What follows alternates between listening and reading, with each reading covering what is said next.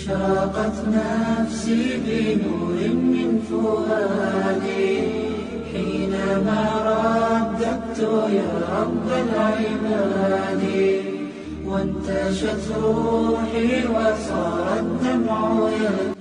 Libreville, la capitale, a accueilli ce matin la délégation du Haut Conseil islamique du Mali, conduite par son président, l'imam Mahmoud Dicko.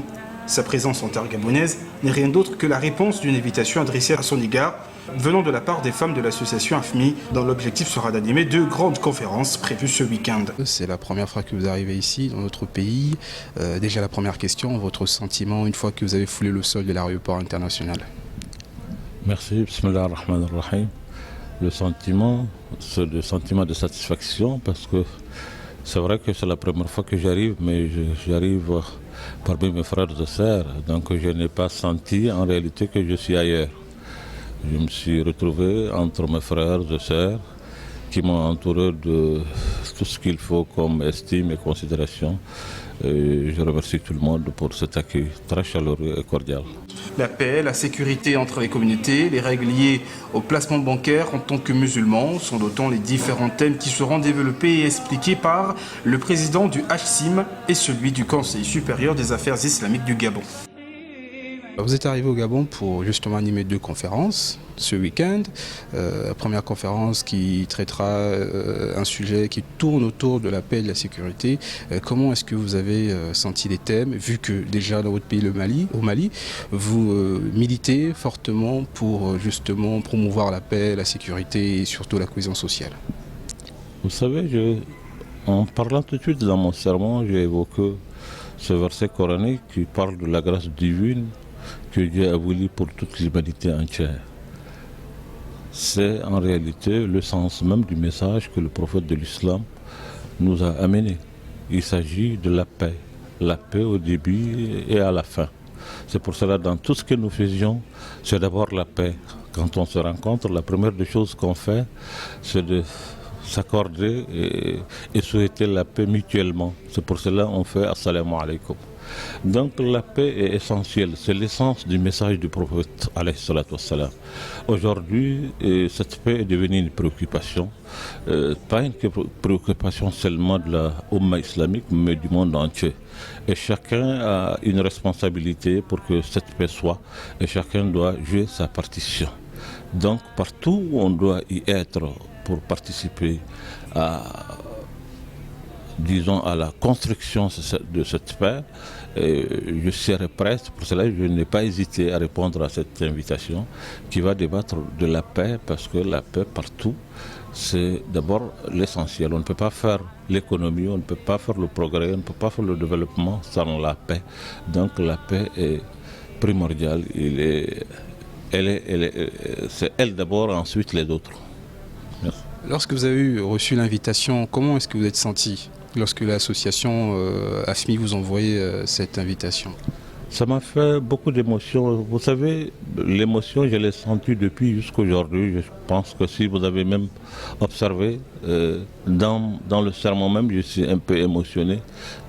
Chose qui n'est pas dans mes habitudes, mais c'est puisque ça m'a touché vraiment en profondeur du cœur pour voir que c'est les sœurs qui sont là ont pensé depuis le Mali que nous pouvons venir ici et participer à cette construction, comme je l'ai dit, de la paix. Donc ça m'a fait beaucoup d'émotions, mais ça m'a aussi fait plaisir de venir et visiter ce pays qui, je l'ai dit, est au centre en Afrique ici, mais qui est au centre en réalité au sens large du terme. Ce n'est pas seulement le fait que géographiquement il se trouve au centre, mais c'est puisque tous les enfants de l'Afrique se retrouvent ici. Donc c'est un pays en réalité qui donne aussi l'image de ce que l'islam veut et ce que nous voulons aussi dans nos pays, même politiquement. C'est de le vivre ensemble, s'accepter mutuellement, malgré nos diversités. Pour cela, je fais allusion à la mosquée, où différentes nationalités de différents horizons viennent se trouver et communier ensemble. C'est ça qui doit refléter en réalité l'image de la Ummah, et dans tout. Pas seulement à la mosquée, mais la mosquée n'est qu'un échantillon pour que cette image-là soit véhiculée, soit disons que cette image-là soit notre quotidien, c'est le vivre ensemble, et le vivre avec les autres. Peut-être un message, une dernière question à l'endroit de la communauté musulmane du Gabon et surtout à l'endroit aussi des autorités du Conseil supérieur des affaires islamiques du Gabon. D'abord, un message de remerciement, un message vraiment de reconnaissance pour cet accueil combien chaleureux et fraternel qui nous a été réservé. Et un message aussi et un remerciement à l'endroit des autorités gabonaises.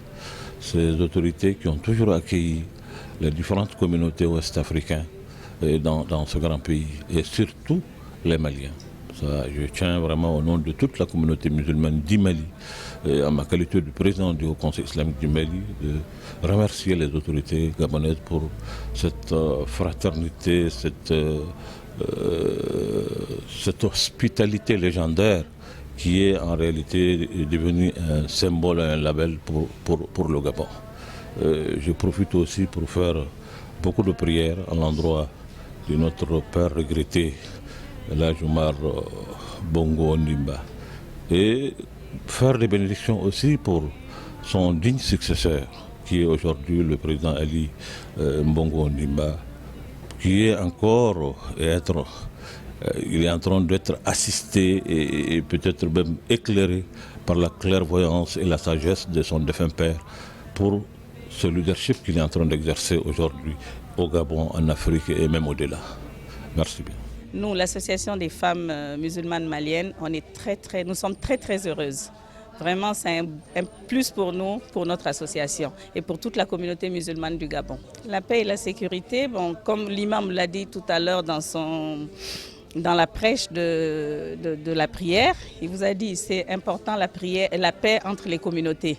Et surtout qu'on est dans un pays hôte où on voit qu'il y a plusieurs communautés qui sont ensemble, on voit qu'il n'y a pas de problème et qu'il y a toujours cette paix. Et donc c'est vraiment important. L'islam, c'est prône la paix. Et ça, c'est une première qu'on fait. On espère vraiment que ça va bien se passer, Inch'Allah, et que toutes les femmes, quand elles seront là demain, et j'invite toutes les communautés qui seront là demain et après-demain sur l'esplanade, de sortir beaucoup et de faire plaisir à l'imam. Et je crois que quand l'imam verra tout ce monde, il pourra faire un retour, Inch'Allah.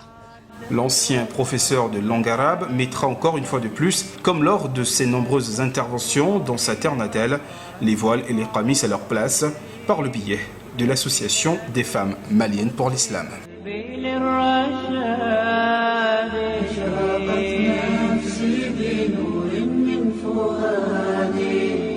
حينما رددت يا رب العباد